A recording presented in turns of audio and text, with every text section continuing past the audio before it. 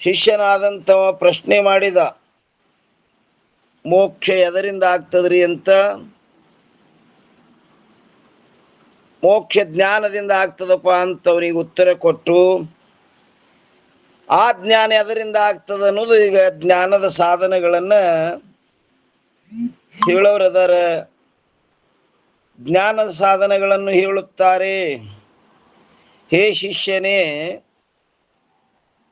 ರಾಗವೆಂದರೆ ಯಾವ ಪದಾರ್ಥಗಳಲ್ಲಿ ದೃಢವಾದ ಆಸಕ್ತಿ ಇರುವುದೋ ಅದನ್ನು ಭಸ್ಮ ಮಾಡಿ ಲೋಭವನ್ನು ನಾಶ ಮಾಡು. ಆ ಲೋಭ ಸಹಿತ ಅದನ್ನು ಹ್ಯಾಂಗ್ ಮಾಡು? ಲೋಭ ಅದನ್ನು ನಾಶ ಮಾಡು. ದ್ವೇಷವನ್ನು ಹೊಡೆದು ಹಾಕು. ಏನು ದ್ವೇಷ ಅನುಭವದಲ್ಲ ಅದನ್ನು ಹೊಡೆದು ಹಾಕು. ಕಾಮನನ್ನು ದೂರ ಮಾಡು. ಆ ಕಾಮ ಏನದ ಕಾಟ ಕೊಡ್ತದ, ಅದು ಕಾಮ, ಅದನ್ನು ದೂರ ಮಾಡು. ಅದಕ್ಕೆ ರಾಗ ಲೋಭ ದ್ವೇಷ ಕಾಮಗಳನ್ನು ಗ್ರಹಣ ಮಾಡುವುದರಿಂದ ಸರ್ವ ರಾಜಸ ತಾಮಸ ವೃತ್ತಿಗಳನ್ನು ಗ್ರಹಣವಾಗುತ್ತವೆ. ಅದಕ್ಕೆ ಇಲ್ಲೊಂದು ಟಿಪ್ಪಣಿ ಕೊಟ್ಟಾರ. ಇಲ್ಲಿ ಏನು, ರಾಗ ಲೋಭ ದ್ವೇಷ ಕಾಮಗಳನ್ನು ಅನ್ನೋದ್ರ ಮ್ಯಾಗ ಪಂಡಿತ ಪಿತಾಂಬರಜಿಯವರು 434ನೇ ಟಿಪ್ಪಣಿ ಕೊಟ್ಟರ. ಏನ್ ಹೇಳ್ತಾರಪ್ಪ ಅಂತ ಕೇಳಿದ್ರೆ,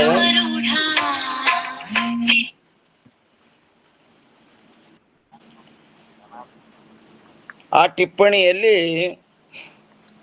ಒಂದೇ ಅಕಡ ವಿಷಯಗಳಲ್ಲಿ ಉಂಟಾಗುವ ದ್ವೇಷ ದೋಷ ದರ್ಶನದಿಂದ ರಾಗವು ನಾಶವಾಗುತ್ತದೆ. ಏನಾಗ್ತದೆ ಅಂತ ಹೇಳಿದ್ರಿ? ವಿಷಯಗಳಲ್ಲಿ ಉಂಟಾಗುವ ದೋಷ ದರ್ಶನದಿಂದ ರಾಗವು ನಾಶವಾಗುತ್ತದೆ. ವಿಷಯದ ಆಶೆ ಇತ್ತಂದ್ರೆ ಏನಾಗ್ತದಪ್ಪ ಅಂತ ಕೇಳಿದ್ರೆ ಅದು ಪಾರಮಾರ್ಥಕ ಬರುಗೂಡಂಗಿಲ್ಲದು. ಅದು ವಿಷಯದಲ್ಲೇ ಎಳ್ಕೊಂಡು ಹೋಗ್ತದೆ. ಅದಕ್ಕೆ ತ್ವರೆ ವಿಷಯವನ್ನು ಅಂದ್ರು ನಿಜಗೊಂಡ್ರು. ಯಾಜ್ಞವಲ್ಕ್ಯರು ಮೈತ್ರಾಗಿ ಹೇಳೋ ಮುಂದೆ ವಿಷಯವನ್ನು ತ್ವರೆ, ಈ ಏನು ಭೋಗದಾಯಕ ವಿಷಯಗಳದಾವಲ್ಲ ಅವನ್ನು ತ್ವರೆ. ವಿಷಯಗಳಲ್ಲಿ ಉಂಟಾಗುವ ದೋಷ ದರ್ಶನದಿಂದ ರಾಗವು ನಾಶವಾಗುತ್ತದೆ. ಮತ್ತು ಎರಡನೇ ಕಡ ಅರ್ಥದಲ್ಲಿ ಉಂಟಾಗುವ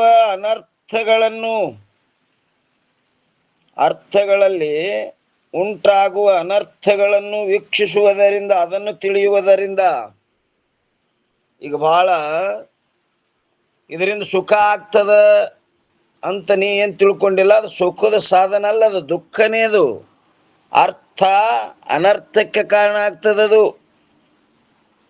ಅರ್ಥದಲ್ಲಿ ಉಂಟಾಗುವ ಅನರ್ಥಗಳನ್ನು ವೀಕ್ಷಿಸುವುದರಿಂದ ಏನಾಗ್ತದೆ? ಲೋಭವು ನಾಶವಾಗುತ್ತದೆ. ಅದು ಇದು ಭಾಳ ಚಲೋ ಅದ, ಇದು ನನಗೆ ಉಪಯೋಗ ಆಗ್ತದೆ ತಂದೆ ಅಂದ್ರೆ ಅದು ಏನು ಮಾಡ್ತದೆ? ಮುಂದೆ ಅದು ದುಃಖ ಕೊಟ್ಟು ಹೋಗ್ತದದು. ಅದು ಪ್ರಾಪ್ತಿ ಆಗುವಾಗೆ ಇದನ್ನು ಬ್ಯಾಡಪ್ಪ, ಇದು ದುಃಖದಾಯಕದ ತಂದೆ ಅಂದ್ರೆ ಏನಾಗ್ತದೆ? ಲೋಭವು ನಾಶವಾಗಿ ಹೋಗುತ್ತದೆ. ಇನ್ನು ಮೂರನೇದ್ದು, ಕಾಮವು ಅಭಾವವಾಗುವುದರಿಂದ. ನೋಡ್ರಿ ಏನ್ ಹೇಳಿದ್ರಿ? ಕಾಮವು ಅಭಾವವಾಗುವುದರಿಂದ ಕ್ರೋಧ ರೂಪ ದ್ವೇಷವು ಉತ್ಪತ್ತಿ ಆಗುವುದಿಲ್ಲ. ಆ ಕಾಮನೇ ಆಯ್ತು, ಅದೇನ ಬಯಕೆ ಇತ್ತು, ಅದು ಬ್ಯಾಡ, ನನಗೆ ಅದು ಚಲೋ ಅಲ್ಲ, ಅದರಿಂದ ನನಗೆ ಹಿತ ಆಗುದಿಲ್ಲ ಅಂತ ಕಾಮದ ಅಭಾವ ಆಯ್ತಂದ್ರೆ ಏನಾಗ್ತದ್ರಿ? ಕ್ರೋಧ ರೂಪ ದ್ವೇಷವು ಉತ್ಪತ್ತಿ ಆಗುವುದಿಲ್ಲ. ಆ ಕಾಮ ಉತ್ಪತ್ತಿ ಆಯ್ತು, ಅದಕ್ಕೆ ಯಾರೇ ಅಡ್ಡಿ ಬಂದ್ರಂದ್ರೆ ಮುಂದೆ ಕ್ರೋಧ ಉಂಟಾಗ್ತದೆ. ಆ ಉತ್ಪತ್ತಿ ಆಗುವಾಗೆ ಆದ್ರೆ ಚಡ್ಡಿ ಚೂಟಿ ಬಿಟ್ಟಂದ್ರೆ ಏನಾಗೋದಿಲ್ಲ ಮುಂದೆ? ಆ ಕ್ರೋಧ ಎಂಬ ದ್ವೇಷ ಉತ್ಪತ್ತಿ ಆಗುವುದಿಲ್ಲ. ಇದು ಕಾಮ ಹಂಗೆ ಬಿಟ್ಟು ಅದು ಬೆಳ್ಳಿ ಕತ್ತು ಅಂದ್ರೆ ಅದು ಪ್ರಾಪ್ತಿ ಮಾಡ್ಕೊಳಕ್ ಹೋದಿ ಯಾರು ಅಡ್ಡ ಬಂದ್ರಂದ್ರೆ ಕ್ರೋಧ ಉಂಟಾಗ್ತದೆ. ಅದು ಮೊಳಕ್ ಒಡ್ಯಾರದಾಗೆ ಚಿವುಟಿ ಹಾಕ್ಬೇಕು. ಅದಕ್ಕೆ ಯಾರು ಸಾಧಕ ಅವ ಮಳಿಕ್ ಒಡದದು ಹೆಮ್ಮರ ಆಯ್ತಪ್ಪ ಅಂದ್ರೆ ನಿನ್ಗೆ ದಿಕ್ಕು ತೆಪ್ಪಿಸಿ ನಿನಗೆ ಅಧೋಗತಿಗೆ ಹೋಯ್ತದದು ಕಾಮ. ಅದಕ್ಕೆ ಹೇಳಿಲ್ರಿ, ಕಾಮಾತುರಾಣಂ ನ ಲಜ್ಜಂ ನ ಭಯಂ. ಏನ್ ಬೇಕಾದ್ ಮಾಡ್ಲಿಕ್ಕೆ ಹಸ್ತದದು.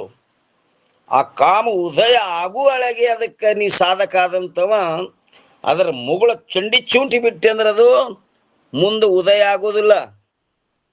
ಅದಕ್ಕೆ ಹೇಳ್ತಾರೆ ಅವರು, ಕಾಮವು ಅಭಾವ ಆಗುವುದರಿಂದ ಕ್ರೋಧ ರೂಪ. ಕ್ರೋಧ ಅಂದ್ರೆ ಅದಕ್ಕಂತಾರ್ರಿ,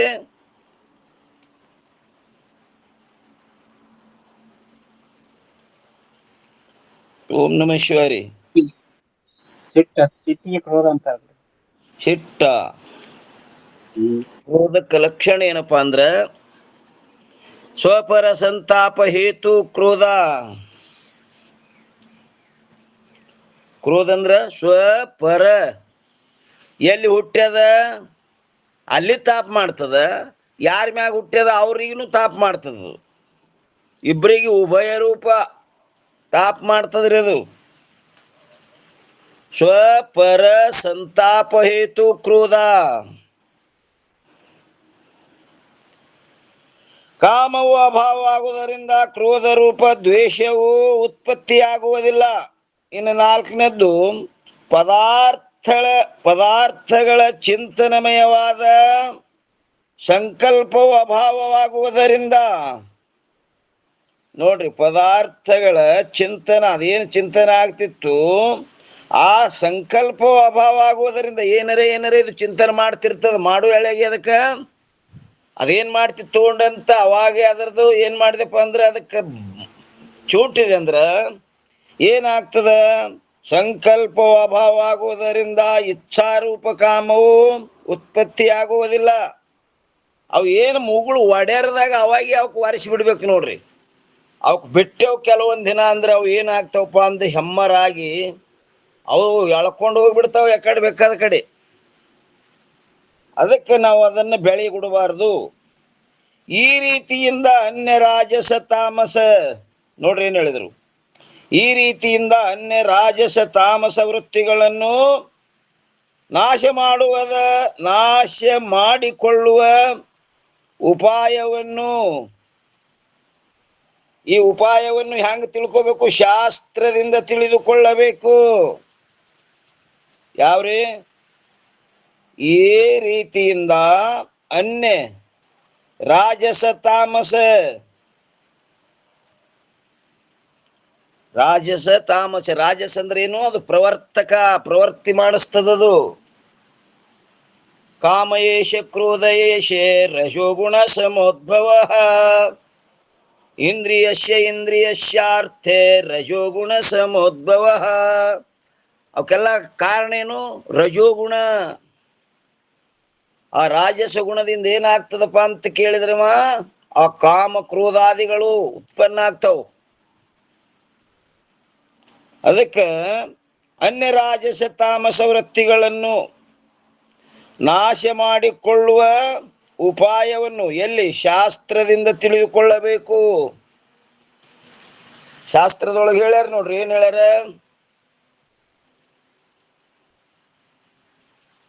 ಅವು ಈ ರಾಜಸ ತಾಮಸ ವೃತ್ತಿಯಿಂದ ಏನಾಗ್ತದ? ಅಸುರಿ ಸಂಪತ್ತ ನಿಬಂಧಾಯ ದೈವಿ ಸಂಪತ್ತ ವಿಮೋಕ್ಷಾಯ. ಅವೆಲ್ಲ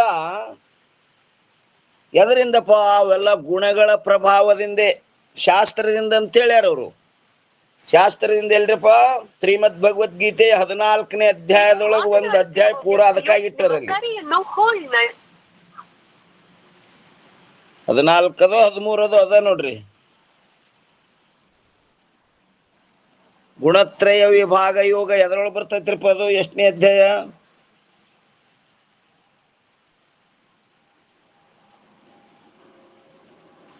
ನನ್ನ ಪ್ರಶ್ನೆ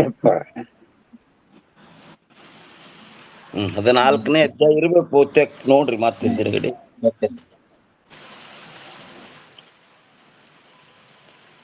ಇಲ್ಲಿ ಈ ಪಾರಮಾರ್ಥ ಕ್ಷೇತ್ರದಲ್ಲಿ ಸತ್ವಗುಣ ಪ್ರಧಾನ ಬೇಕ್ರಿ. ಇಲ್ಲಿ ರಾಜಸಿ ತಾಮಸಿ ಗುಣಗಳದಿಲ್ಲಿ ಹರ್ಕತ್ತಿಲ್ಲ. ಮುಖ್ಯವಾಗಿ ಏನ್ ಬೇಕಪ್ಪ ಅಂತ ಕೇಳಿದ್ರೆ ಸತ್ವಗುಣ.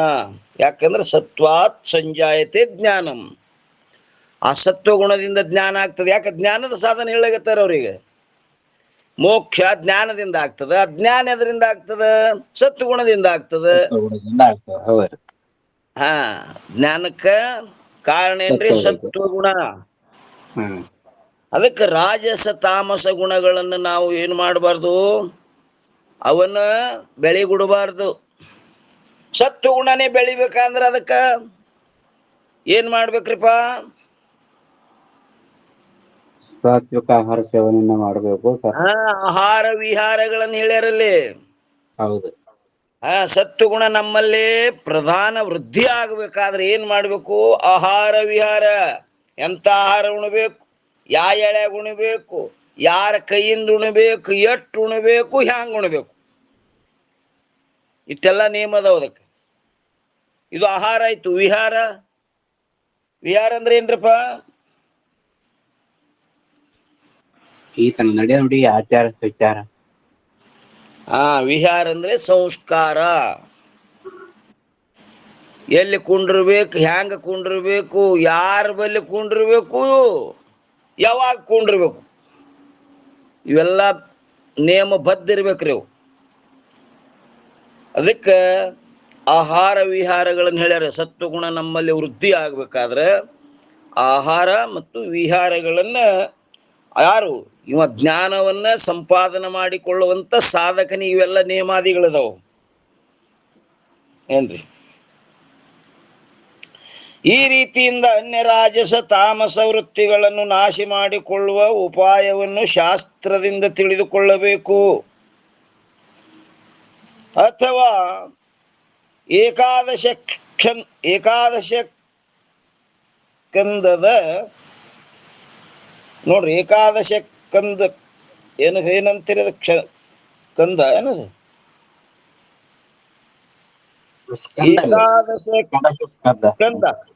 ಏಕಾದಶ ಸ್ಕಂದದ 13ನೇ ಅಧ್ಯಾಯದಲ್ಲಿ ಯಾವಾದ್ರದು? ಭಾಗವತ.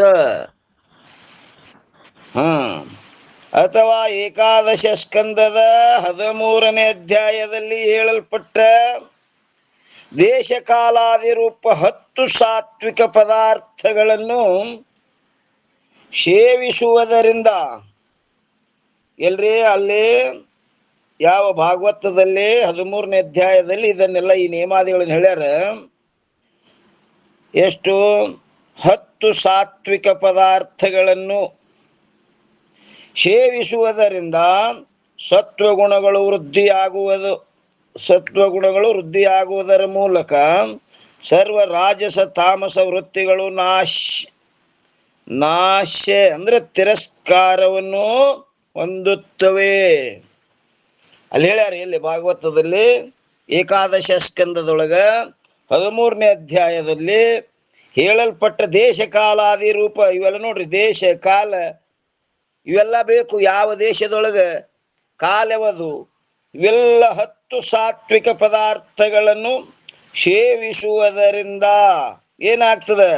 ಸತ್ವಗುಣಗಳು ವೃದ್ಧಿಯಾಗುವುದು. ಸತ್ವಗುಣ ವೃದ್ಧಿ ಆಗ್ಬೇಕಾದ್ರೆ ಇವೆಲ್ಲ 10 ಇಲ್ಲಿ ಸಾತ್ವಿಕ ದೇಶ ಕಾಲಾದಿಗಳನ್ನ ಸೇವನೆ ಮಾಡಬೇಕು.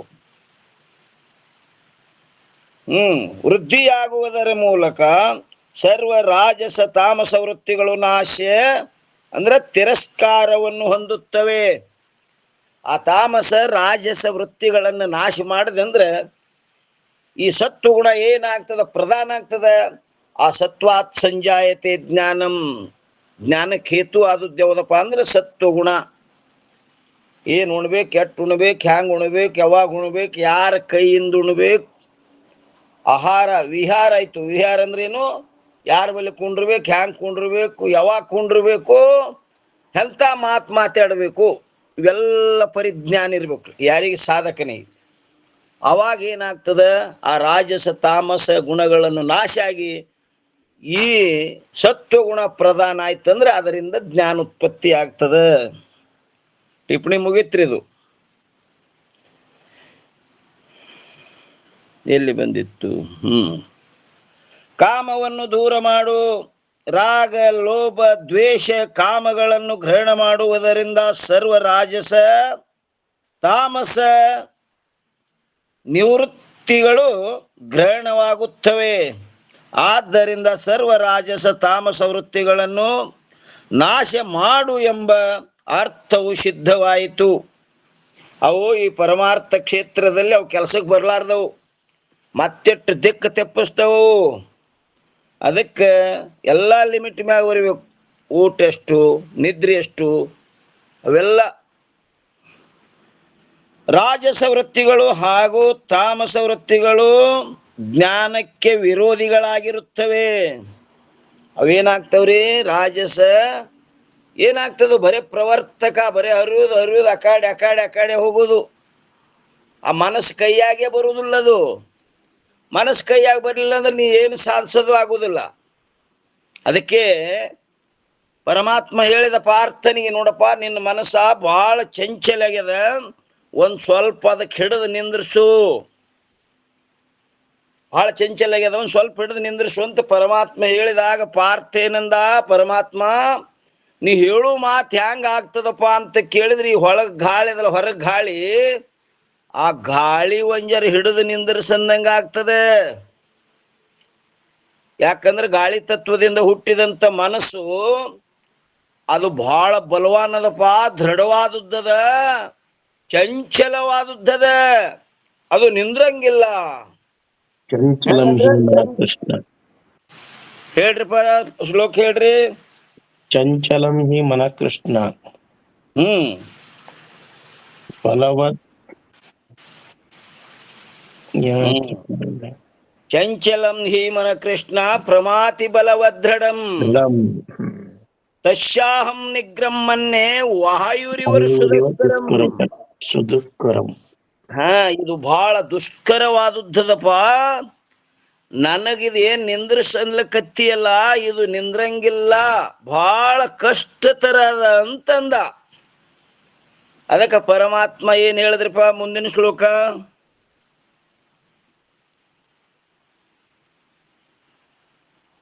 ಅಪ್ಪೋರ್ರಿ ಅದು ಕಂಠಸ್ತಿಲ್ರಪ್ಪ. ಅಸಂಶಯ ಮಾಭಾವೋ, ಏ ಮಾಭಾವೋ ಅಸಂಶಯ, ನೀ ಹೇಳು ಮಾತ ಎಳ್ಳಷ್ಟು ಸಂಶಯ ಇಲ್ಲಪ್ಪ. ಮನ ಬಲವಾನದ, ದೃಢವಾದದ್ದದ, ಅದು ಚಂಚಲದ, ಸತ್ಯದ, ನೀ ಹೇಳು ಮಾತ. ಅದಕ್ಕೆ ಅಸಂಶಯ ಮಾಭಾವೋ ಮನ ದುರ್ನಿಗ್ರಂ ಅಭ್ಯಾಸೇನ ತು ಕೌಂತೆಯ ವೈರಾಗ್ಯೇನ ಚ ಗೃಹ್ಯತೆ. ಆ ಮನಸ್ಸ ಅಸಾಧ್ಯದಂದೆಲ್ಲ ಹಿಡಿದು ಸಾಧ್ಯದ. ಎದರಿಂದ? ಅಭ್ಯಾಸ ವೈರಾಗ್ಯ, ಇವು ಎರಡು ಸಾಧನದಿಂದ ಹಿಡ್ಲಿಕ್ಕೆ ಬರ್ತದೆ. ಅಭ್ಯಾಸ ಅಂದ್ರೆ ಬ್ರಹ್ಮಾಭ್ಯಾಸರೇ ಬೇಕು, ಇಲ್ಲ ವೈರಾಗ್ಯರೇ ಬೇಕು. ಆ ವೈರಾಗ್ಯ ಇತ್ತಂದ್ರೆ ಹೇಳ್ದಂಗೆ ಕೇಳ್ತದದು. ಅದಕ್ಕೆ ಅದು ನೀ ಏನು ಅಸಾಧ್ಯ ಅಂದೆಲ್ಲಪ್ಪ, ಅಸಾಧ್ಯ ಇಲ್ಲ, ಸಾಧ್ಯದ. ಅಭ್ಯಾಸ ಏನತ್ತು ಕೌಂತೆಯ ವೈರಾಗ್ಯೇನ ಚ ಗೃಹ್ಯತೆ. ಇವೆರಡು ಸಾಧನ ಇದ್ರೆ ಮನಸ್ಸು ಹೇಳ್ದಂಗೆ ಕೇಳ್ತದ. ಮನಸ್ಸು ಕೈಯಾಗ ಬತ್ತಂದ್ರೆ ಏನು ಬೇಕಾದ ಸಾಧಿಸ್ನಿ. ಆ ಮನಸ್ಸೇ ಕೈಯಾಗ ಬರಲಿಲ್ಲ ಅಂದ್ರೆ ಏನು ಮಾಡಿ ನಿಷ್ಫಲದ. ಅದಕ್ಕೆ ಮುಖ್ಯವಾಗಿ ಅಂತಃಕರಣ ಪರಿಪಕ್ವ ಆಗಬೇಕು. ಅದಕ್ಕೆ ಆ ಸಾಧನೆಗಳನ್ನು ಹೇಳಕತ್ತಾರೆ, ಜ್ಞಾನದ ಸಾಧನೆಗಳು. ರಾಜಸ ವೃತ್ತಿಗಳು ಹಾಗೂ ತಾಮಸ ವೃತ್ತಿಗಳು ಜ್ಞಾನಕ್ಕೆ ವಿರೋಧಿಗಳಾಗಿರುತ್ತವೆ. ಅವುಗಳನ್ನು ನಾಶ ಮಾಡಲಾರದ ಹೊರತು ಜ್ಞಾನವಾಗುವುದಿಲ್ಲ. ಅವು ನಾಶ ಮಾಡಲಾರದ ಹೊರತು ಏನಾಗೋಲ್ಲ, ಜ್ಞಾನೇ ಆಗುವುದಿಲ್ಲ. ಅದಕ್ಕೆ ಅಂತರ್ಮುಖ ಅಂತರ್ಮುಖ ಅಂತರ್ಮುಖ ಯಾವಾಗಲೂ ಹೇಳಿಲ್ರಿ. ಅಂಥ ಕರ್ಮಗಳನ್ನು ಮಾಡಬೇಕು. ನಿಜಗುಂಡು ಹೇಳಿದ್ರು ನೋಡು, ಹಿಂಗದೆ ನಿತ್ಯ ಕರ್ಮವ ಮಾಡಲು ತುಂಗ ಧರ್ಮ ವಿವರ್ಧನ ಮಂಗಲಮಯ ಧರ್ಮದಿಂದ ದುಷ್ಕೃತಿ ಭಂಗವಾಗಿ ಮೋಹಿಪ ಚಿತ್ತ ನಿರ್ಮಲವದರಿಂದ.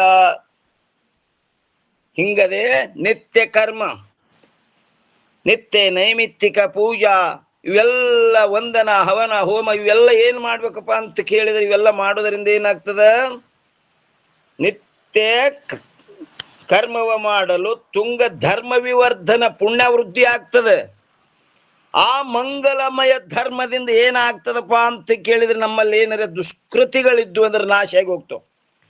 ದುಷ್ಕೃತಿ ಭಂಗವಾಗಿ ಮೋಹಿಪ ಚಿತ್ತ ನಿರ್ಮಲವದರಿಂದ ಏನು ಮೋಹ ಆಗ್ತಿತ್ತು ಅದರಿಂದ ಏನಾಗ್ತದ? ಅವು ರಾಜಸ ತಾಮಸವ ವೃತ್ತಿಗಳನ್ನೇ ನಾಶ ಆಗಿ ಹೋದ್ವು ಅಂದ್ರೆ ಅದರಿಂದ ಹೊರಡುವಂತ ಈ ಮುಗುಳುಗಳೆಲ್ಲ ಅವೆಲ್ಲ ನಾಶ ಆಗಿ ಹೋಗ್ತಾವ. ಕಾರಣ ತೆಗೆದು ಬಿಟ್ರೆ ಕಾರ್ಯ ತಾನೇ ಮುಗಿದು ಹೋಗ್ತದೆ. ಕಾರಣ ಏನು? ರಾಜಸ ತಾಮಸ. ರಾಜಸ ತಾಮಸ ಗುಣಗಳು ಎದರಿಂದ ಬರ್ತಾವ್ರಿ? ಇವೆಲ್ಲ ಮಾಂಸ ಮದ್ಯ ಇವೆಲ್ಲ ಸೇವನೆ ಮಾಡುವುದರಿಂದ ಬರ್ತಾವು. ಅದಕ್ಕೆ ಆಹಾರ ವಿಹಾರ ಬಹಳ ಸೂಕ್ಷ್ಮವಾಗಿ ಸೇವನೆ ಮಾಡಬೇಕು. ಸತ್ತು ಗುಣ ಬತ್ತು ಅವು ಎರಡು ನಾಶ ಆಗ್ತವೆ. ಆ ಸತ್ತು ಗುಣದಿಂದ ಜ್ಞಾನ ಆಗ್ತದೆ. ಅದಕ್ಕೆ ಏನಾಗ್ತದ್ರಿ ಇಲ್ಲಿ? ಅವುಗಳನ್ನು ನಾಶ ಮಾಡಲಾರದ ಹೊರತು ಜ್ಞಾನವಾಗುವುದಿಲ್ಲ. ಆದ್ದರಿಂದ ಜಿಜ್ಞಾಸುಗಳು ಇವುಗಳನ್ನು ನಾಶ ಮಾಡಿಕೊಳ್ಳುವುದು ಅವಶ್ಯವಾಗಿರುತ್ತದೆ. ಯಾರು? ಜ್ಞಾತ ಇಚ್ಛಾ ಜಿಜ್ಞಾಸು. ಯಾರ ಜ್ಞಾನವನ್ನು ಸಂಪಾದನೆ ಮಾಡ್ಬೇಕಂತ ಇರ್ತಾರಲ್ಲ ಅವ್ರಿಗೆ ಜಿಜ್ಞಾಸು ಅಂತ ಕರೀತಾರ್ರಿ. ಜಿಜ್ಞಾಸು ಅಂದ್ರೆ ಜ್ಞಾತ ಇಚ್ಛಾ. ಜ್ಞಾನವನ್ನು ನಾ ಎಂದ ಪಡ್ಕೊಂಡೆ ಅಂತ ಯಾವನಿ ಉತ್ಕಟ ಇಚ್ಛೆ ಅದ ಅವನಿಗೆ ಜಿಜ್ಞಾಸು ಅಂತಾರೆ. ಆ ಜಿಜ್ಞಾಸು ಏನ್ ಮಾಡ್ಬೇಕ್ರಿ? ಇವುಗಳನ್ನು ಯಾವುಗಳನ್ನು? ಈ ರಾಜಸ ತಾಮಸ ವೃತ್ತಿಗಳನ್ನು ನಾಶ ಮಾಡಿಕೊಳ್ಳುವುದು ಅವಶ್ಯವಾಗಿರುತ್ತದೆ. ಅದಕ್ಕೆ ಇನ್ನೇನು ಹೇಳ್ತಾರೆ? ವಿವೇಕ ವೈರಾಗ್ಯ ಸಮಾಧಿ ಸಂಪತ್ತಿ ಹಾಗೂ ಮುಮುಕ್ಷತ್ವ ಎಂಬ ಯಾವ 4 ಜ್ಞಾನದ ಸಾಧನಗಳಿರುತ್ತವೆಯೋ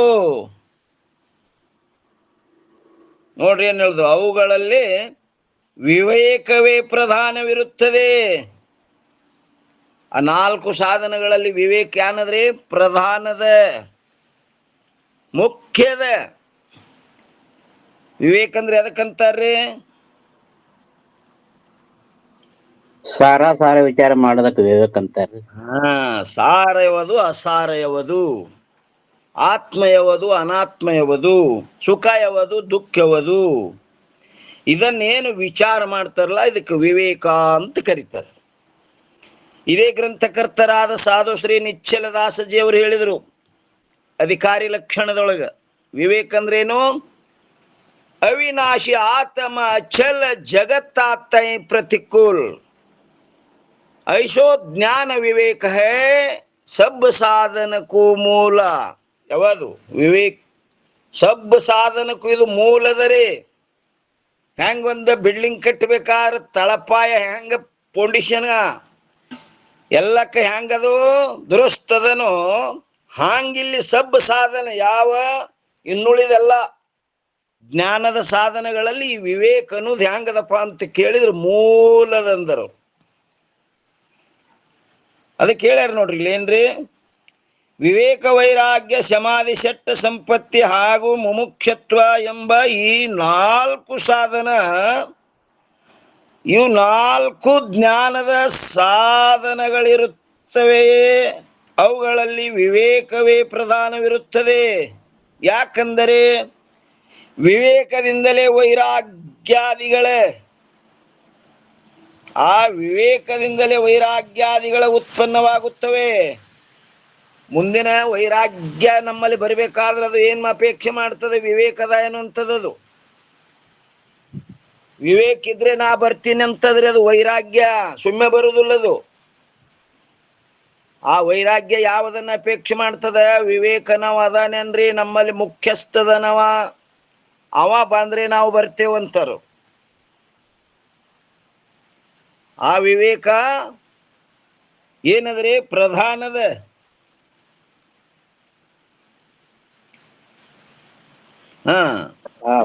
ಗುರು ಶಿಷ್ಯರಲ್ಲಿ ಹ್ಞೂನ್ರಿ ಪರಮ ವಿರಕ್ತಿಯೊಂದೇ ಕಂಡುಕೊಂಡೇ ಪಾರಮಾರ್ಥ ವಿಚಾರ ಅನುಭವ. ಹೌದೌದು. ಅನುಭವ ಅನುಭವ ಇದ್ದರೆ ಅಲ್ಲೇ ಶರಣಾಗತನಾಗಿ ನಿಲ್ಲಬೇಕಲ್ಲದೆ ಅಲ್ಲಿ ಜಾತಿ ಕುಲ ಗೋತ್ರ ರಹಿತ ಎಂಬುದನ್ನು ವಿಚಾರ ಮಾಡತಕ್ಕಂಥ ವಿಚಾರ ಮಾಡ್ತಾರೆ. ಹಾ, ಗುರುಗ ಏನು ವಿಚಾರ ಮಾಡ್ಬೇಕು, ಇವ ಹ್ಮ್. ಹಿರಿಯ ಇವ ಕಿರಿಯ, ಇವ ಧನಿಕದನ, ಇವ ನನಗ್ ಬಹಳಷ್ಟು ಸಂಪತ್ತು ಕೊಡ್ತಾನ, ಹಿಂಗ ವಿಚಾರ ಮಾಡಬಾರ್ದವ. ಅವನಲ್ಲಿ ಏನು ವಿವೇಕ ಒಂದ್ ಅದ ಇಲ್ಲ ನೋಡ್ಬೇಕು ಅವ ಅಷ್ಟೆ. ಹೌದು ವಿವೇಕ ವೈರಾಗ್ಯಾದಿಗಳನ್ನ ಅಷ್ಟೇ ನೋಡ್ಬೇಕ್ರಿ ಅವ ಗುರು. ಹೌದು ಅದಕ್ಕೆ ಹೇಳಿದ್ರು, ಇದು ಎಂತ ಮಾತ ಯಾರಿಗೆ ಹೇಳ್ಬೇಕು, ಪರಮ ವಿರಕ್ತಂಗೆ ಹಾ ಕರೆಕ್ಟ್. ಪರತರ ಶಿಷ್ಯಂಗೆ ಹಾ ಪರಮಾರ್ಥ ವರೆವಾತ್ಮ ತನುಜಂಗೆ ಹ್ಮ್ ಪರಮ ರಹಸ್ಯದೊಳು ವರೆಯುವುದು ಹೌದ್ರಪ್ಪ. ಕರ್ಮ ತತ್ಪರರಿಗೆ ಅರುಪಲಾಗದಿದನು ಒಮ್ಮೆಯೂ. ಸರಿ. ಕರ್ಮದಲ್ಲಿ ಯಾರು ತತ್ಪರ ಆಗ್ಯಾರ ಅವ್ರಿಗೆ ಒಮ್ಮನು ಹೇಳ್ಬೇಡ ಅಂತ ಹೇಳ್ಯಾರ. ಹಾ ಅಂತ ಅವ್ರಿಗೆ ಹೇಳ್ಬೇಕು, ಪರಮ ಪರಮ ವಿರಕ್ತ. ವಿರಕ್ತರಿಗೆ. ಹಾ ಹಾ, ಅವ ವೈರಾಗ್ಯಶಾಲಿ ಅದಾನು ಇಲ್ಲೋ ನೋಡ್ಕೊಂಡು ಅವನಲ್ಲಿ ಹೇಳು, ಪ್ರಯೋಜನಕಾರಿ ಆಗ್ತದ. ಸುಮ್ಮ ಎಲ್ಲರಿಗೂ ಹೇಳ್ಕೊತ ಹೋಗ್ಬೇಡ. ಪ್ರಯೋಜನ ಆಗ್ಬೇಕಾದ್ರ ಆ ಸ್ಟೇಜಿಗೆ ಇರ್ಬೇಕವ. ಅದಕ್ಕೆ ಭಗವದ್ಗೀತೆಯಲ್ಲೇ ಹೇಳಿದ್ರು ನೋಡ್ರಿ, ನ ಭಕ್ತಾಯ ನ ಶಿಷ್ಯಾಯ ನ ತಪಸ್ಸಾಯ ಕದಾಚನ. ಹೇಳಿ ಅವ್ರ ಭಕ್ತ, ಯಾವ ಭಕ್ತ ಅಲ್ಲ, ಯಾವ ಶಿಷ್ಯ ಅಲ್ಲ, ಯಾವ ಸಾಧಕ ಅಲ್ಲ, ಯಾವ ತಪಸ್ವಿ ಅಲ್ಲ, ಅವನಿಗೆ ಹೇಳಿ ಗೀಳಿ ಎಂದರಲ್ಲಿ. ಅವ ಭಕ್ತ ಇರಬೇಕು, ತಪಸ್ವಿ ಇರಬೇಕು, ಸಾಧಕ ಇರಬೇಕು, ಶಿಷ್ಯ ಇರಬೇಕು, ಅಂಥವನಿಗೆ ಹೇಳು. ಅಲ್ಲೇನಾಗ್ತದ, ಪ್ರಯೋಜನಕಾರಿ ಆಗ್ತದ. ಅವುಗಳಲ್ಲಿ ವಿವೇಕವೇ ಪ್ರಧಾನವಿರುತ್ತದೆ. ಯಾಕೆಂದರೆ ವಿವೇಕದಿಂದಲೇ ವೈರಾಗ್ಯಾದಿಗಳ ಉತ್ಪನ್ನವಾಗುತ್ತವೆ. ಆದ್ದರಿಂದ ಆಚಾರ್ಯರು ವಿವೇಕದ ಉಪದೇಶವನ್ನು ಮಾಡಿರುತ್ತಾರೆ. ಯಾರ್ರೀ? ಆಚಾರ್ಯರು. ಆಚಾರ್ಯರಂದ್ರೆ ಗುರುಗಳು, ಬ್ರಹ್ಮಜ್ಞಾನವನ್ನು ಅರಿತವರು. ಅರಿತವರು. ಆಚಾರ್ಯ ಅಂದ್ರೆ ದುರ್ಬೋಧ ವಸ್ತು ಬೋಧನ ಸಮರ್ಥ ಆಚಾರ್ಯ. ಯಾಕಂದ್ರ ಕಾಣದಂತ ದೇವನನ್ನ ತೋರಿಸಿಕೊಡ್ಬೇಕಲ್ಲ. ಅದು ವಾಣಿಗೂ ವಿಷಯ ಇಲ್ಲ, ಮನಸ್ಸಿಗೂ ವಿಷಯ ಇಲ್ಲ, ಅಂತದನ್ನು ವೇದ್ಯ ಮಾಡಿ ಕೊಡ್ಬೇಕು ಇವನಿಗೆ. ಹೌದ್ರಿ. ಆಚಿನೋತಿ ಶಾಸ್ತ್ರಾರ್ಥಾನ್ ಇತಿ ಆಚಾರ್ಯ. ನೋಡ್ರಿ ಅಪ್ಪವ್ರು ಹೇಳಿದ್ರು ನೋಡ್ರಿ ಮತ್ತೊಂದು. ಏನ್ರಪ್ಪ, ಇನ್ನೊಮ್ಮೆ ಹೇಳ್ರಿ. ಆಚಿನೋತಿ ಶಾಸ್ತ್ರಾರ್ಥಾನ್ ಇತಿ ಆಚಾರ್ಯ. ಹಾ, ಆಚೋನತಿ ಅಂದ್ರೆ ಏನ್ರಿಪ್ಪ? ಎಲ್ಲ ಶಾಸ್ತ್ರಾರ್ಥವನ್ನು ತಿಳಿದು ಶಿಷ್ಯನಿಗೆ ಉಪದೇಶ ಮಾಡ್ತಕ್ಕಂಥವ್ರು ಆಚಾರ್ಯರು.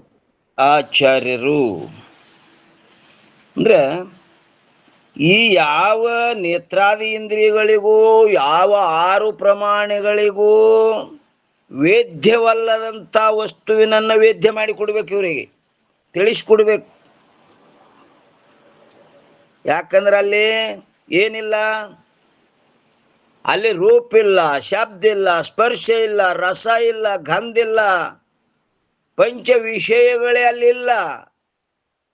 ಇಲ್ಲದ್ದರಿಂದ ಈ ಯಾವ ನೇತ್ರಾದಿ ಇಂದ್ರಿಯಗಳು ಅಲ್ಲಿ ಆಟ ನಡೆಯಂಗಿಲ್ಲ ಅಲ್ಲಿ. ಮತ್ತೆ ಇನ್ನ ಪ್ರತ್ಯಕ್ಷ, ಅನುಮಾನ, ಶಬ್ದ, ಉಪಮಾನ, ಅರ್ಥಪತ್ತಿ, ಅನುಪಲಬ್ಧಿ, ಈ ಪ್ರಮಾಣಗಳೆಂದರೆ ತಿಳಿಕ್ ಬರ್ತದೇನೆಂದ್ರ ಈ 6 ಪ್ರಮಾಣಿಗಳಿಗೂ ವಿಷಯ ಇಲ್ಲ. ಅಂತ ನಿರ್ವಿಷಯವಾದಂಥ ವಸ್ತುವಿನನ್ನ ತಿಳಿಸ್ಕೊಡ್ಬೇಕಾದ್ರೆ ದುರ್ಬೋಧದು ಕಷ್ಟತರವಾದ ಮಾತ. ಅದನ್ನು ಇವನಿಗೆ ತಿಳಿಸ್ಕೊಡ್ಬೇಕಾದ್ರೆ ಅವರು ಆಚಾರ್ಯರು. ಅದಕ್ಕೆ ಹೇಳ್ತಾರೆ ಇಲ್ರಿ, ಆದ್ದರಿಂದ ಆಚಾರ್ಯರು ವಿವೇಕದ ಉಪದೇಶವನ್ನು ಮಾಡಿರುತ್ತಾರೆ. ಹೇ ಶಿಷ್ಯನೇ, ಪಾರವಾರ್ ಅಂದರೆ ಯಾವ ಸಂಸಾರವಿರುವುದು ಅದನ್ನು ಪುನಃ ಪುನಃ ಮೃಗಜಲಕ್ಕೆ ಸಮಾನವಾಗಿ ಮಿಥ್ಯೆ ಇರುವುದೆಂದು ತಿಳಿ. ಅದು ಹೆಂಗದಪ್ಪ ಅಂತ ಕೇಳಿದ್ರೆ, ಅದು ಮೃಗಜಲಕ್ಕೆ ಸಮಾನವಾಗಿ ಮೃಗಜಲ ತೋರಿದ್ರ ಎಲ್ಲಿ ಭೂಮಿ ತೊಯ್ದಿಲ್ಲ, ಯಾರು ಒಂದು ಕೊಡ ತುಂಬ್ಕೊಂಬಂದಿಲ್ಲದು, ಸುಳ್ಳೆ ತೋರ್ತದದು. ಹಾಂಗಿ ಸಂಸಾರ ಆದ್ರೂ ಸಹಿತ, ಸಂಸಾರ ಅಂದ್ರ ಜನನ ಮರಣ, ಇವು ಆ ಮೃಗಜಲದಂತೆ ತೋರ್ತವ, ನಿಜ ಇಲ್ಲವು, ತೋರ್ತವ ಬರೆಯವು, ನಿನ್ನಲ್ಲಿ ಇಲ್ಲವು. ಅದಕ್ಕೆ ಹೇಳ್ತಾರ ನೋಡ್ರಿ ಇಲ್ರಿ, ಏನ್ ಹೇಳ್ತಾರ? ಹೇ ಶಿಷ್ಯನೇ, ಪಾರವಾರ ಅಂದರೆ ಯಾವ ಸಂಸಾರವಿರುವುದು, ಅದನ್ನು ಪುನಃ ಪುನಃ ಮೃಗಜಲಕ್ಕೆ ಸಮಾನವಾಗಿ ಮಿಥ್ಯ ಇರುವುದೆಂದು ತಿಳಿ. ಮಿಥ್ಯ ಅಂದ್ರೆ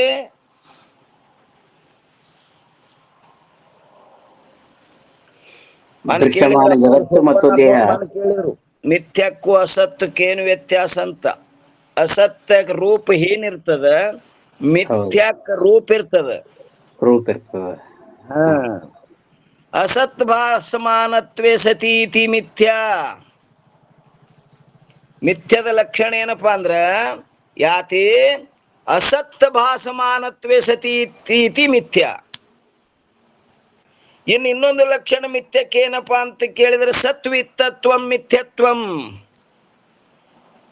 ಮಿಥ್ಯಾ ಅಂದ್ರೆ ಅದಕ್ಕಂದ್ರೆ ಇನ್ನೊಂದು ಲಕ್ಷಣ ಸತ್ವಿತ್ತತ್ವಂ ಮಿಥ್ಯತ್ವಂ. ಸತ್ಯದಕ್ಕಿಂತ ವಿಪರೀತವಾಗಿ ತೋರ್ತಿತ್ತು ಅಂದ್ರೆ ಅದಕ್ಕೆ ಏನ್ ಅನ್ಬೇಕು? ಮಿಥ್ಯಾ. ಹಂಗಿದು ಈ ಸಂಸಾರ ಹ್ಯಾಂಗ ತೋರ್ಲಗತ್ತದಪ್ಪ ಅಂತ ಕೇಳಿದ್ರೆ ಮಿಥ್ಯವಾಗಿ, ವಾಸ್ತವಿಕವಾಗಿ ಅದು ನನ್ನಲ್ಲಿ ಇಲ್ಲಂದ್ರೂ ತೋರ್ಲಿಗತ್ತದ ಅಧ್ಯಾಸ ಮೂಲಕ. ಅದು ಹೆಂಗಿರ್ತದಪ್ಪ ಅಂತ ಕೇಳಿದ್ರೆ ಮೃಗಜಲಕ್ಕೆ ಸಮಾನವಾಗಿ ಮಿಥ್ಯೆ ಇರುವುದೆಂದು ತಿಳಿ. ಒಂದೇ ಕಡ ಸಂಸಾರಕ್ಕೆ ಪಾರವಾರವೆಂದು ಹೆಸರು. ಸಂಸಾರಕ್ಕೆ ಹೆಸರು, ಇನ್ನೊಂದು ಏನು ಕರೆದ್ರೆ ಪಾರವಾರವೆಂದು ಹೆಸರು. ಮತ್ತು ಎರಡನೇದ್ದು ಆತ್ಮನಿಗೆ ಅಪಾರವಾರ ಎಂದು ಹೇಳುತ್ತಾರೆ. ಯಾರಿಗೆ? ಆತ್ಮನಿಗೆ ಏನೆಂದರೆ ಅಪಾರವಾರ ಎಂದು ಹೇಳುತ್ತಾರೆ. ಪಾರವಾರವು ಮಿಥ್ಯವಿರುತ್ತದೆ. ನೋಡ್ರಿ, ಪಾರವಾರವು ಹೆಂಗದ? ಮಿಥ್ಯ ಇರುತ್ತದೆ ಎಂದು ಹೇಳುವುದರಿಂದ ಅಪಾರವಾರವು ಮಿಥ್ಯಾ ಇರುವುದಿಲ್ಲ, ಕಿಂತು ಸತ್ಯವಿರುತ್ತದೆ. ಅಪಾರವಾರ ಯಾರು? ಆತ್ಮ. ಅಪಾರವಾರ ಮಿಥ್ಯ ಇರುವುದಿಲ್ಲ, ಮತ್ತೇನಿರ್ತದೆ? ಕಿಂತು ಸತ್ಯವಿರುತ್ತದೆ ಎಂಬ ಅರ್ಥದಿಂದ ಹೇಳಲ್ಪಟ್ಟಿತು. ಹೇಗೆಂದರೆ ಗಾರುಡಿಯನು ಚಮತ್ಕಾರವಾದ ಆಟವನ್ನು ನೋಡುತ್ತಿರುವಾಗ, ಗಾರುಡಿಯ ಏನೇನೋ ಚಮತ್ಕಾರ ಆಟ ಮಾಡ್ತಾನ್ರಿ. ಒಂದು ಕಡ್ಡಿ ಹೋಗಿ ₹1 ಮಾಡ್ತಾನೋ, ಏನೇನೇನೇನೋ ಮಾಡ್ತಾನೋ ಹೇಳ್ತಾರ ನೋಡ್ರಿ ಇಲ್ಲಿ. ಹೇಗೆಂದರೆ ಗಾರುಡಿಯನ ಚಮತ್ಕಾರದಿಂದ ಆಟವನ್ನು ನೋಡುತ್ತಿರುವಾಗ ತಂದೆಯು ಪುತ್ರನಿಗೆ ಹೀಗೆ ಹೇಳುತ್ತಾನೆ, ಹೇ ಪುತ್ರನೇ, ಈ ಗಾರುಡಿಯನು ಮಾಡಿದ ಆ ಮಾವಿನ ವೃಕ್ಷ ಮೊದಲಾದವುಗಳೆಲ್ಲವೂ ಮಿಥ್ಯವಿರುತ್ತವೆ. ಅವು ಏನೇನು ಮಾಡಿ ತೋರ್ಸಲಿಕತ್ತಾನಲ್ಲಪ್ಪ, ಅವು ಸತ್ಯ ಇಲ್ಲ, ಅವೆಲ್ಲ ಮಿಥ್ಯದವ. ಹೀಗೆಂದು ಹೇಳುವುದರಿಂದ ಗಾರುಡಿಗನು ಮಿಥ್ಯವೆಂದು ತಿಳಿಯಲಿಲ್ಲ. ಅವು ಮಾಡುವುದೇ ಮಿಥ್ಯ, ಅವು ಖರೆ, ಅವು ಗಾರುಡಿಗೆ ಮಿಥ್ಯ ಅಂತ ತಿಳಿಯಲಿಲ್ಲ, ಕಿಂತು ಸತ್ಯವಿರುತ್ತಾನೆಂದು ತಿಳಿಯುತ್ತಾನೆ.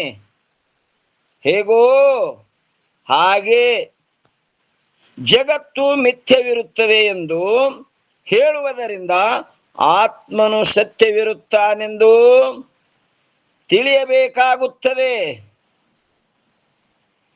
ಈ ಅಭಿಪ್ರಾಯದಿಂದಲೇ ಆಚಾರ್ಯರು ಪಾರವಾರವು ಮಿಥ್ಯವಿರುತ್ತದೆ ಎಂದು ಹೇಳಿರುತ್ತಾರೆ. ಈ ರೀತಿಯಿಂದ ಜಗತ್ತು ಮಿಥ್ಯವಿರುತ್ತದೆ ಮತ್ತು ಆತ್ಮನು ಸತ್ಯವಿರುತ್ತಾನೆ ಎಂಬ ವಿವೇಕವನ್ನು ಉಪದೇಶ ಮಾಡಿದರು. ಇಲ್ಲಿ 2 ತರ ಆಯ್ತಿಲ್ರಿ, ಜಗತ್ತು ಮಿಥ್ಯದ, ಆತ್ಮ ಸತ್ಯದನ. ಅದಕ್ಕೆ ಹಿಂದೆ ಹೇಳ್ಕೊಂಬಂದ್ರು, ಅವಿನಾಶಿ ಯಾರು? ಆತ್ಮ. ಅವಿನಾಶಿ ಆತ್ಮ ಅಚಲ. ಆತ್ಮನಲ್ಲಿ ಚಲನೆ ಇಲ್ಲ, ಹೋಗಿ ಬರುವುದಿಲ್ಲ. ಯಾಕ? ಪೂರ್ಣ ಇರುಣದರಿಂದ. ಪರಿಚ್ಛಿನ್ನ ವಸ್ತು ಹೋಗೋದು ಬರೋದು ಮಾಡ್ತದ. ಆತ್ಮ ಎಲ್ಲ ಕಡೆ ತುಂಬಿಕೊಂಡು ಕೂತನವ. ಅವ ಇಲ್ದ ಜಾಗೆ ಇಲ್ಲ. ಯಾಕಡೆ ಹೋಗ್ಬೇಕವ? ಅವಿನಾಶಿ. ನಾಶ ಅನ್ನೋದೇ ಇಲ್ಲ ಅವನಿಗೆ. ಎದರಲ್ಲಿ ನಾಶ ಮಾಡ್ತಾರೆ ಅವನಿಗೆ? ನಾಶ ಆಗುವುದೇ ಇಲ್ಲದು. ಏನ್ರಿ? ಯಾವುದು ಯಾವುದರಿಂದ ನಾಶವಾಗುವುದಿಲ್ಲವೋ. ಹಗ್ಗದೊಳಗಿನ ಹಾವ ಹಗ್ಗ ಜ್ಞಾನದಿಂದ ಇಲ್ಲ ಆಗ್ತದ. ಹುತ್ತಿನೊಳಗಿನ ಹಾವ ಹೊಡೆಯೋದ್ರಿಂದ ನಾಶ ಆಗ್ತದ. ನಮ್ಮಲ್ಲಿದ್ದಂಥ ಸತ್ಯತ್ವ ಅದು ಜ್ಞಾನದಿಂದ ಬಾದಾಗಂಗಿಲ್ಲ, ಮತ್ಯಾವುದರಿಂದ ನಾಶ ಆಗುವುದಿಲ್ಲ. ಅದಕ್ಕೆ ನೈನಂ ಚಿಂದಂತಿ ಶಸ್ತ್ರಾಣಿ ನೈನಂ ದಹತಿ ಪಾವಕ ನಚೈನಂ ಖೇದಯಂತ್ಯಾಪೋರ್ನ ಶೋಷಯತಿ ಮಾರುತ. ಇದರಿಂದ ನಾಶ ಆಗುವುದಿಲ್ಲದು. ಅಂತ ಸ್ವರೂಪ ನಮ್ಮದದ. ಅವಿನಾಶಿ, ನಾಶ ಇಲ್ಲ. ಅಚಲ, ಚಲನ ಇಲ್ಲ. ಯಾಕ? ಪರಿಚ್ಛಿನ್ನ ಇಲ್ಲದು, ಹೋಗಿ ಬರುವುದಿಲ್ಲ. ಪರಿಚ್ಛಿನ್ನ ವಸ್ತು ಹೋಗುದು ಬರುವುದು ಮಾಡ್ತದೆ. ಅವಿನಾಶಿ ಆತ್ಮ ಅಚಲ ಜಗತ್ತಾಂತ ಪ್ರತಿಕೂಲ್. ಜಗತ್ ಹೆಂಗದ? ನಾಶ ಉಳ್ಳದದ, ಚಲನಾತ್ಮಕದ. ಪ್ರತಿಕೂಲ ಆಯ್ತಿಲ್ರಿ ಆತ್ಮನಕ್ಕಿಂತಲೂ ಜಗತ್ತು. ಆತ್ಮ ಅವಿನಾಶ ಇದ್ರೆ ಜಗತ್ತು ನಾಶ ಉಳ್ಳದದ. ಆತ್ಮ ಅಚಲ್ ಇದ್ರ ಜಗತ್ತು ಚಲನಾತ್ಮಕದ. ಇಂದಿದ್ದುದು ನಾಳೆಗಿಲ್ಲ, ಮತ್ತೊಂದು ಪರಿವರ್ತನ, ಬೇರೆ ಬೇರೆ ಬೇರೆ ಬೇರೆ ಹರಿವು ನೀರಿನಂತೆ. ಅವಿನಾಶಿ ಆತ್ಮ ಅಚಲ ಜಗತ್ತಾತೆ ಪ್ರತಿಕೂಲ್. ಐಶೋಜ್ಞಾನ. ಹಿಂಗೇನ್ ತಿಳ್ಕೊಂಡೆ ಅಂದ್ರೆ ಇದಕ್ಕೆ ಏನಂತಾರಪ್ಪ ಅಂದ್ರ, ಇದಕ್ಕೆ ವಿವೇಕ ಅಂತ ಕರೀತಾರೆ. ವಿವೇಕ ಹೆಂಗದ? ಸಬ್ಬ ಸಾಧನಕ್ಕೂ ಮೂಲದಿದು, ತಳಪಾಯ, ಫೌಂಡೇಶನ್. ಈ ರೀತಿಯಿಂದ ಜಗತ್ತು ಮಿಥ್ಯೆ ಇರುತ್ತದೆ ಮತ್ತು ಆತ್ಮನು ಸತ್ಯವಿರುತ್ತಾನೆಂಬ ವಿವೇಕವನ್ನು ಉಪದೇಶ ಮಾಡಿದರು. ಇಂಥ ವಿವೇಕದಿಂದ ಅನ್ಯ ಸಾಧನಗಳು ತಾವೇ ಉತ್ಪನ್ನವಾಗುತ್ತವೆ. ಈ ಒಂದು ವಿವೇಕ ಬತ್ತು ಆ ಉಳಿದ ಸಾಧನಗಳೆಲ್ಲ ತಾನೇ ಬರ್ತಾವ. ಇನ್ನು ಆ ವಿವೇಕ ಬರುವುದೇ ಕಷ್ಟ. ವಿವೇಕ ನೋಡ್ರಿ ಏನ್ ಹೇಳಿದ್ರು, ನಿಜಗುಂಡ್ರಾದ್ರು ಹೇಳಿದ್ರು ನೋಡ್ರಿ, ಸುಮ್ಮನಾಗದು ವಿಧಿಯೊಳಂದದೆ ಮುಕ್ತಿ. ಸುಮ್ಮನೆ ಆಗೋದಿಲ್ಲದು. ಮತ್ತೆ ಹ್ಯಾಂಗ ಆಗ್ತದ? ಇದು ನಿತ್ಯ, ಇದು ಅನಿತ್ಯವೆಂಬುದನ್ನರಿಯದೆ. ಅಲ್ಲಿ ವಿವೇಕ ಹೇಳಿದ್ರು ಅಂತ. ಇದು ನಿತ್ಯ, ಇದು ಅನಿತ್ಯವೆಂಬುದನ್ನರಿಯದೆ ಅಂದ್ರೆ ಅಲ್ಲಿ ವಿವೇಕ ಹೇಳಿದ್ರು. ಹೃದಯದ ಭೋಗಿಚ್ಛೆಯನ್ನು ತ್ವರೆಯದೆ. ಸುಮ್ಮನೆ ಆಗುದಿಲ್ಲದು, ತ್ವರಿಬೇಕಾಗ್ತದೆ. ಅಲ್ಲಿ ವೈರಾಗ್ಯ ಹೇಳಿದರು. ವದವಿ ಸಮಾಧಿ ಸಾಧನವಾರು ನೆರೆಯದೆ. ಅಲ್ಲಿ ಷಟ್ಟ ಸಂಪತ್ತು ಹೇಳಿದರು. ಶಮೆ, ದಮೆ, ಉಪರತಿ, ತಿತಿಕ್ಷಾ, ಶ್ರದ್ಧಾ, ಸಮಾಧಾನ ಅವು ಬೇಕಲ್ಲಿ. ಸುಮ್ಮನೆ ಆಗಂಗಿಲ್ಲ ಅಂದ್ರೆ ಅವ್ರು ಇವೆಲ್ಲ ಇದ್ರೆ ಆಗ್ತದೆ. ಇನ್ನ ಸದುಗತಿಯೋಳ ಆಶೆ ಉರಿಯದೆ ಅಂದ್ರೆ ಅಲ್ಲಿ ಮುಮುಕ್ಷತ್ವ ಹೇಳಿದರು. ಅದಕ್ಕೆ ಹೇಳ್ಯಾರಲ್ಲಿ. ಇಲ್ಲಿ ನೋಡ್ರಿ ಏನಂತಾರೆ, ಇಂಥ ವಿವೇಕದಿಂದ ಅನ್ಯ ಸಾಧನಗಳು ತಾವೇ ಉತ್ಪನ್ನವಾಗುತ್ತವೆ. ಆದ್ದರಿಂದ ವಿವೇಕವೊಂದರ ಉಪದೇಶದಿಂದಲೇ ಸರ್ವ ಸಾಧನಗಳ ಉಪದೇಶವಾಯಿತು. ಯಾಕಂದ್ರ ಈ ವಿವೇಕ ಒಂದು ಬತ್ತಂದ್ರೆ ಅವೆಲ್ಲ ತಾನ ಬರ್ತಾವ. ಹೆಂಗಂದ್ರ ಸಿದ್ಧಾರೂಢರ ಬಲ್ಲಿ ಎಷ್ಟೋ ಮಂದಿ ಎಲ್ಲರೂ ಶಾಸ್ತ್ರ ಕೇಳಕ್ ಹೋಗ್ತಿದ್ರು. ಪ್ರವಚನ ಸಂಜೆ ಮಾಡಿ ಆಳಿ ಊರಾಗೆಲ್ಲ ಹೆಣ್ಮಕ್ಳು ಹೋಗುವಾಗ ಆ ನೆರಮನೆ ಅವರೆಲ್ಲ, ನಡ್ರಿ ನೀವು ನಡ್ರಿ, ಎಲ್ಲರೂ ನಡ್ರಿ, ಇದು ಮನುಷ್ಯ ಜನ್ಮ ಭಾಳ ಕಿಮ್ಮತ್ತಿಂದದ, ಸದ್ಗುರು ಸನ್ನಿಧಾನದಲ್ಲಿ ಇಂಥದ್ದು ಕೇಳಬೇಕು ನಡ್ರಿ ಅಂತ ಹಿಂಗೆ ಗೋಳೆ ಮಾಡ್ಕೊಂಡು ಹೆಣ್ಮಕ್ಳದೊಂದು ಅದ ರೀತಿ ಕರ್ಕೊಂಡು ಹೋಗ್ತಿದ್ರು. ಒಂದು ಮುದುಕಿ ಭಾಳ ಲೋಭಿ ಇತ್ರಿ ಪ್ರಪಂಚದ ಮ್ಯಾಗ. ಬರೀ ಮನಿ ಹೊಲ ಮಕ್ಕಳು ಮೊಮ್ಮಕ್ಕಳು ಇದ್ರಾಗೆ ಇರಕ್ಕಿ ಒಟ್ಟ ಇದನ್ನ ಕೇಳಕ್ ವಾಲ್ಯ ಅಂತ ಹೇಳಕ್ಕಿ. ಎಲ್ಲಾರು ಕೂಡಿದ್ರು ಈ ಮುದುಕಿಗೆ ಒಂದಿನ ಒಯ್ಬೇಕು, ಹ್ಯಾಂಗ ಮಾಡಿ ಒಯ್ಯಾನಿಕಿಗೆ ಬರಲ್ದಾಗ್ಯದ, ಇದು ಬರೇ ಸಂಸಾರ ಮ್ಯಾಲ ಲೋಭಿ ಅದ. ಎಲ್ಲಾರು ದಿನ ನಡಿಯನವ್ರು, ನೀವು ನಡ್ರಿ ನೀವು ಬರ್ತೇವ ಅನ್ನಕ್ಕಿ ಇವ್ರು ಆದ ಬಳಕ ಮನೆಗೆ ಕುಂಡ್ರಕ್ಕಿ ಇಂದು ಒಯ್ದೇ ಬಿಡು ನಿಕ್ಕಿಗೆ ಅಂತ ಹೇಳಿ ಎಲ್ಲಾರು ಪ್ರಯತ್ನ ಮಾಡಿದ್ರು. ಹುಚ್ಚಿ 60-70 ವರ್ಷ ಆಗ್ಯದ, ಅದೇ ಮಾಡ್ಕೊತ ಕೂತಂದ್ರ ನಿನ್ನ ಸ್ವಂತಕ್ಕೆ ಒಂದ್ ಸ್ವಲ್ಪ ಏನರೇ ಮಾಡ್ಕೋ. ಯಾಕಂದ್ರ ಈ ಮನುಷ್ಯ ಜನ್ಮದೊಳಗೆ ಮಾಡ್ಕೊಳಕ್ ಬರ್ತದ, ಇತರೆ ಜನ್ಮದೊಳಗೆ ಮಾಡ್ಕೊಳಕ್ ಬರುದಿಲ್ಲ. ನಿನ್ನ ಏನರೇ ಕಲ್ಯಾಣ ಮಾಡ್ಕೋಬೇಕಾದ್ರೆ ಇದೇ ಜನ್ಮೇ ಬೇಕು, ಬರೇ ಇದ್ರಾಗ ಕುಂಡ್ರು ಬೇಡ ನಡಿ ಅಂದ್ರು. ಅಂಥದ್ದು ಏನದ್ರಿ ನನಗೆ ಇಟ್ಟು ಪ್ರಯತ್ನ ಒಯ್ತೀರಿ ಅಂದ್ಳಕಿ.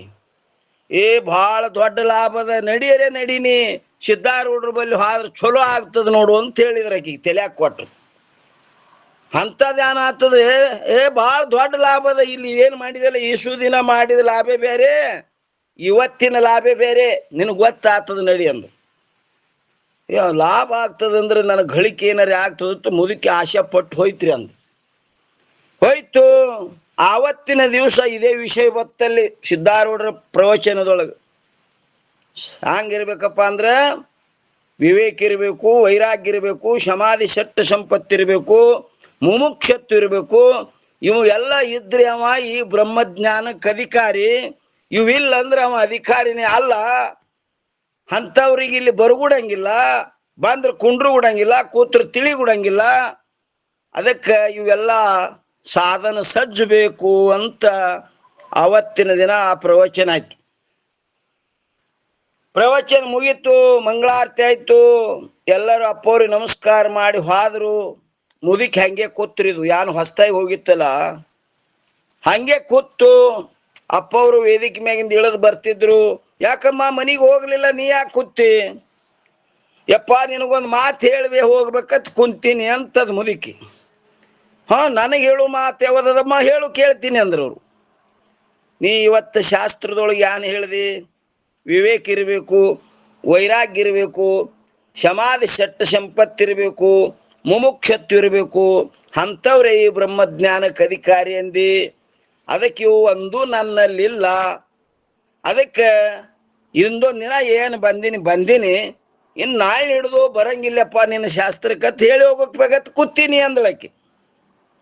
ಅಂದ್ರ ಅವ್ರ ಅಪ್ಪವ್ರು, ಇವು ಯಾವೂ ಇಲ್ಲ ಅಮ್ಮ ನಿನ್ನ ಬಲ್ಲಿ, ಯಾವೂ ಇಲ್ಲ.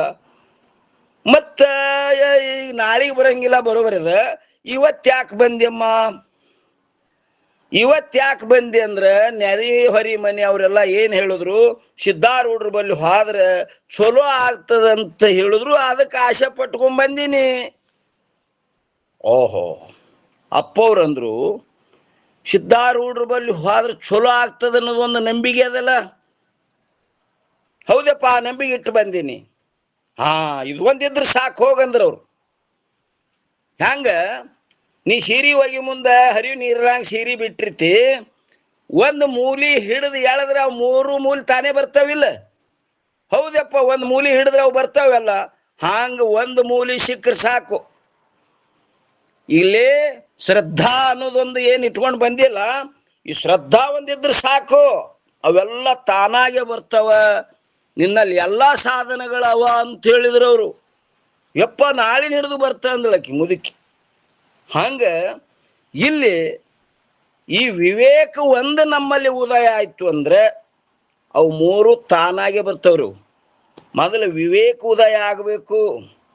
ಆ ವಿವೇಕ ಉದಯ ಆಗ್ಬೇಕಾದ್ರೆ ಸತ್ಗುಣ ಬೇಕು. ಆ ಸತ್ಗುಣ ಬೇಕಾದ್ರೆ ಆಹಾರ ವಿಹಾರಗಳು ಪಥ್ಯ ಇರಬೇಕು. ಇವೆಲ್ಲಕ್ಕೊಂದಕ್ಕೊಂದು ಲಿಂಕ್ ಅದಾವು. ಅದಕ್ಕೆ ಹೇಳ್ತಾರೆ ಇಲ್ಲಿ ಸರ್ವ ಸಾಧನಗಳ ಉಪದೇಶವಾಯಿತು ಎಂಬ ಅರ್ಥದಿಂದ ಹೇಳಲ್ಪಟ್ಟಿತು. ಇಲ್ಲಿಯವರೆಗೆ ಬಹಿರಂಗ ಸಾಧನಗಳನ್ನು ಹೇಳಿದರು. ಇವು ಯಾವ ಸಾಧನಗಳ್ರಿ? ಜ್ಞಾನಕ್ಕೆ ಸಾಧನಗಳು ಎಷ್ಟು? 4. ಈ ಸದ್ದ ಬಹಿರಂಗ ಸಾಧನೆಗೆ ಹೇಳಿದ್ರು. ಇನ್ನು ಮತ್ತೆ ಅಂತರಂಗ ಸಾಧನಗಳು ಹೇಳೋರು ಅದಾರ್ರಿ. ಹ್ಞೂನ್ರಿ.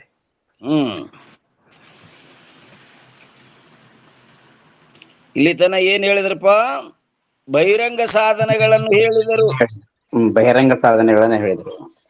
ಹೊರಗೆ ನೀವೆಲ್ಲ ಇನ್ನ ಅಂತರಂಗ ಸಾಧನಗಳನ್ನು ಹೇಳುತ್ತಾರೆ. ವಿವೇಕ, ವೈರಾಗ್ಯ, ಸಮಾಧಿ, ಶಟ್ಟ, ಚಂಪತ್ತು, ಮುಮುಕ್ಷತ್ವ ಇವೆಲ್ಲ ಬಹಿರಂಗ ಹೊರಗಿನ ಸಾಧನಗಳು. ಇನ್ನು ಅಂತರಂಗ ಸಾಧನಗಳನ್ನು ಹೇಳುತ್ತಾರೆ. ಹೇ ಶಿಷ್ಯನೇ, ಜ್ಞಾನರೂಪನಾದ ಯಾವ ಸೂರ್ಯನಿರುವನು, ಸೂರ್ಯನಿಗೂ ಮತ್ತು ಜ್ಞಾನಕ್ಕೂ ಹೋಲಿಕೆ ಕೊಡ್ತಾರೆ. ಸೂರ್ಯ ಏನ್ ಮಾಡ್ತಾನ? ಅಂಧಕಾರವನ್ನು ಕಳಿತಾನ. ಇಲ್ಲಿ ಜ್ಞಾನ, ಆತ್ಮರೂಪ ಜ್ಞಾನ ಏನ್ ಮಾಡ್ತದಪ್ಪ ಅಂತ ಕೇಳಿದ್ರೆ ಯಾವುದೋ ಅಜ್ಞಾನವನ್ನು ಕಳಿತದಿಲ್ಲಿ. ಹೇ ಶಿಷ್ಯನೇ, ಜ್ಞಾನರೂಪನಾದ ಯಾವ ಸೂರ್ಯನಿರುವನು ಅವನು ಉದಯ ಅಂದರೆ ಶ್ರವಣದಿಂದ ಸಂಪಾದನೆ ಮಾಡಿ, ತಮ ಅಂದರೆ ಅಜ್ಞಾನ ರೂಪವಾದ ಯಾವ ಅಂಧಕಾರವನ್ನು ನಾಶ ಮಾಡು. ಅಂಧಕಾರಕ್ಕೂ ಹಾಗೂ ಅಜ್ಞಾನಕ್ಕೂ ತಮವೆಂದು ಹೆಸರು. ತಮ ಅಂದ್ರೆ ಎದಕ್ಕಂತಾರ ನೋಡ್ರಿ ಇಲ್ಲಿ. ಅಂಧಕಾರಕ್ಕೂ ಹಾಗೂ ಅಜ್ಞಾನಕ್ಕೂ ತಮವೆಂದು ಹೆಸರು. ಅದು ಏನು ವಿಷಯದ ಅನ್ನೋದು ಮತ್ತೆ ನಾಳಿನ ದಿವಸ ನೀವು ವಿಚಾರ ಮಾಡೋಣ್ರಿ. ಸಮಯ ಆಗ್ಯದ. ಇಲ್ಲಿ ಪರ್ಯಂತರ ಸದ್ಗುರು